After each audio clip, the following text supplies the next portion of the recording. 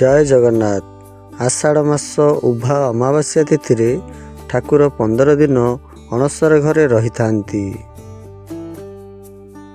अणसर घरे दैतापति माने ठाकुरंको ज्वर भल हेबा पई विभिन्न प्रकार सेवा करिथांती।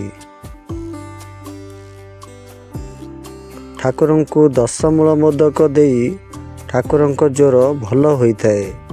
तापरे ताट कबाट खोला जाइथाए।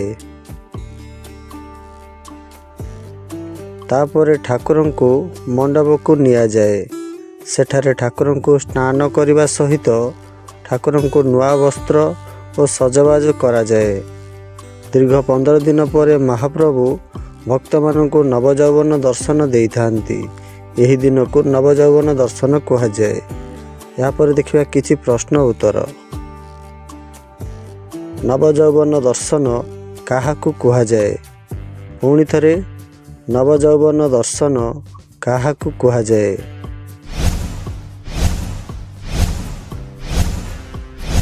सांगमाने यार सठिक उत्तरटी हेउछि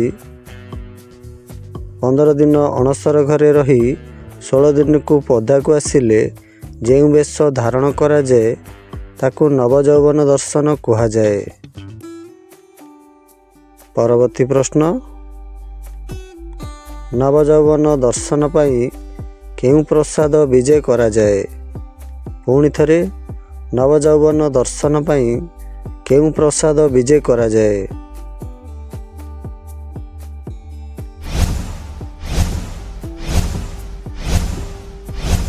सांगमाने यार सठिक उत्तरटी हेउछि खड़ी प्रसाद। नवजौवन दर्शन पाई खड़ी प्रसाद विजय करा जाए। परवर्ती प्रश्न, प्रति मासरे ठाकुरंको पाखरे बनक लगी केउ बारे करा जाए? पुणी थरे प्रति मासरे ठाकुरंको पाखरे बनक लगी केउ बारे करा जाए?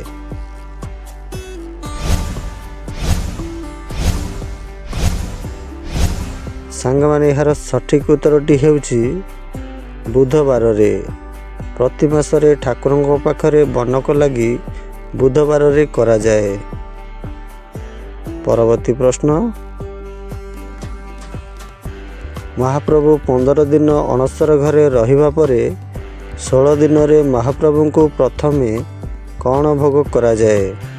पुणी थरे महाप्रभु 15 दिन अणसर घर रहिबा परे 16 दिन रे महाप्रभु को प्रथमे कौन भोग करा जाए?